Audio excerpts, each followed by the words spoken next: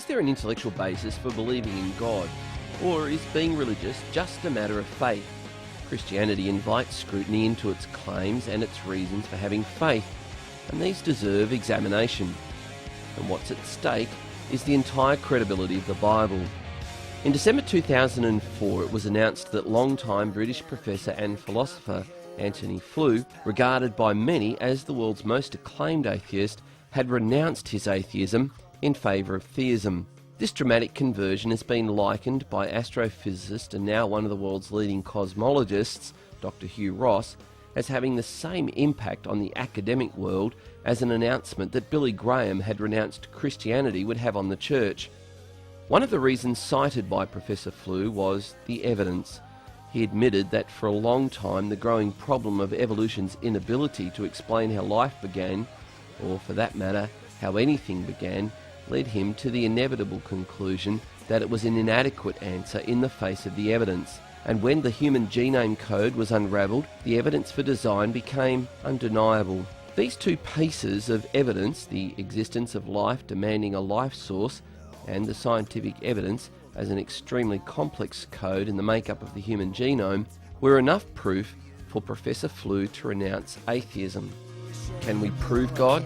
Some people believe and feel that acceptance of God is entirely a matter of faith, that the scriptures actually claim that it is the truth which is the basis for this faith in Romans 10:17. We have to applaud Professor Flew for having the courage to consider and then accept the evidence. Proof, though, is measured and determined according to the type of claim. The type of proof needed to substantiate a claim involving chemistry is different to the type of proof needed to substantiate a claim made about history. Proof in physiology is different to the type of proof needed for psychology. Proof in philosophy is different to the type of proof required for philology. Proof required for biology is different to the type of proof required for theology. To demand that hard science, physics, biology, chemistry, astronomy, proof tests, be the only acceptable means for testing a soft science, psychology, history, philosophy, literature, is unreasonable. Thus, imposing natural proof tests on supernatural claims is an unreasonable measure and totally inadequate.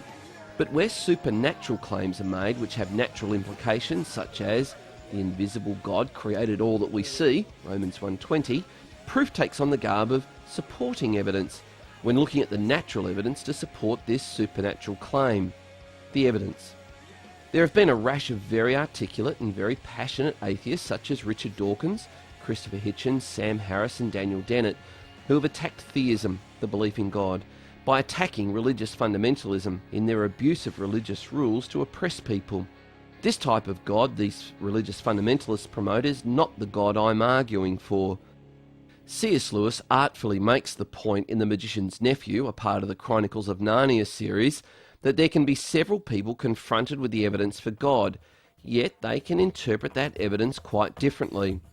Lewis describes Uncle Andrew's direct encounter with Aslan, where he vehemently denied what he was seeing and hearing as making himself look stupid. And Lewis, the former atheist himself, continues, "Now the trouble about trying to make yourself look stupider than you really are is that you very often succeed."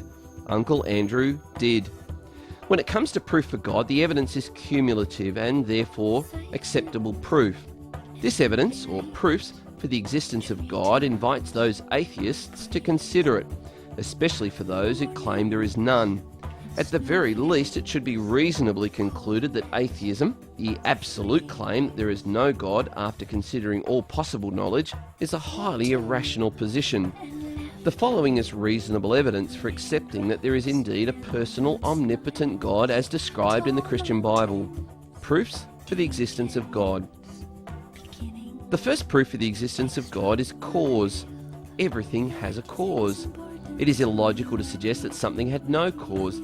This is where the theory of evolution becomes inadequate. It cannot explain how anything began, let alone life. When we consider the evidence that there are things which exist, it logically demands that either something or someone caused it. We can then rule out something as the solution, since we would be returning to the original problem. What made something? This demands that there must be someone who has always existed, that is, they are eternal, and is in themselves therefore uncreated. We don't have to understand this in order for it to be so.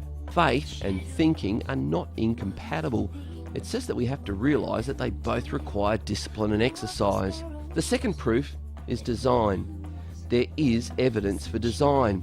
The unravelling of the human genome code was announced to the world as the discovery of the language of the Creator. You were not a believer early in your life. Why? It was the way I was raised. I was raised in this remarkable environment by a drama professor father and a playwright mother, surrounded by theater, music, the arts. They were doing the 60s thing, except it wasn't quite the 60s yet. And I was exposed to all kinds of fascinating ways to learn about life and the world and ideas. But faith was not really on the list of things that were talked about. It wasn't that faith was put down or considered inappropriate for other people. It just didn't sort of enter the conversation in my childhood. What scientists discovered was an extremely sophisticated genetic language necessary for even the simplest life forms to exist. To believe that this level of apparent design happened either randomly or by chance is a mathematical equation of improbability with more zeros than I care to type. The universe displays an amazingly complex level of interdependency, which logically leads to the conclusion that it was designed that way.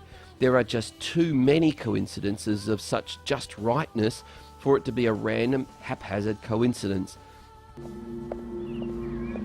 I'm an astrobiologist, and the area that I've done the most work in lately is the field of extrasolar planets.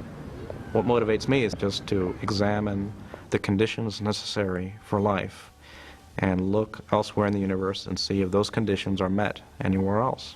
And the answer could be yes, and the answer could be no, and either answer is interesting. The Earth is just the right distance from the Sun. It contains just the right mixture of chemicals and gases to sustain life. The human body has just the right synergy of internal organs to function, and so on. The third proof for the existence of God is morality. There is intrinsic morality that needs a point of reference. How do we know what evil is? How do we know what good is? All of us human beings have a sense that there is such a thing as right and there's such a thing as wrong. What a curious thing. Where does that come from? If you were looking for evidence of a God who cares about human beings, not just a God who started the universe in motion and then wandered off somewhere else, wouldn't this be an interesting place to find him? Basically as something written within our hearts, universally in humankind, making us different from other species. Each of us are born with an innate sense of morality. We each fundamentally know what is right or wrong. It is incredible to consider that no matter what time, culture, geographic location, people, the moral law has universally been acknowledged. This tends to confirm that all of creation bears the fingerprints of a creator who is fundamentally good and right. That is, we each share a knowledge of what is right and wrong, not just because we are taught or conditioned to accept these values, but because we are born with them.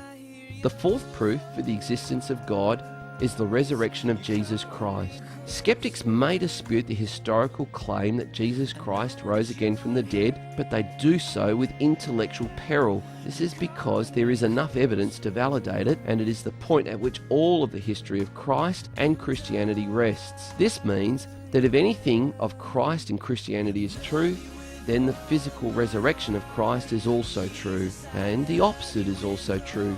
If Christ did not literally rise from the dead, then none of his history or teachings have any credence. But if the resurrection of Christ can be seen as a reasonable historical fact, based on the fact that there were 500 eyewitnesses and the preparedness of those witnesses to defend their testimony of his resurrection, even at the point of losing their lives, then this is perhaps the most overwhelming piece of proof for the existence of God. And the fifth proof for the existence of God is that the claims of Christ can be experienced. Jesus Christ made some seemingly outrageous claims about the benefits of following him. He offered rest for the weary, nourishment for the hungry, water for the thirsty, resurrection for the dead, direction for aimless, liberty for the oppressed, protection for the vulnerable, healing for the hurting, and salvation for the lost. I was 15 years of age when I accepted Christ, and never have I regretted it. Perhaps the simplest test for discovering the identity of the Creator, that is God, is to employ the scientific method described in Psalm 34 verse 8 and Matthew chapter 7 verse 7.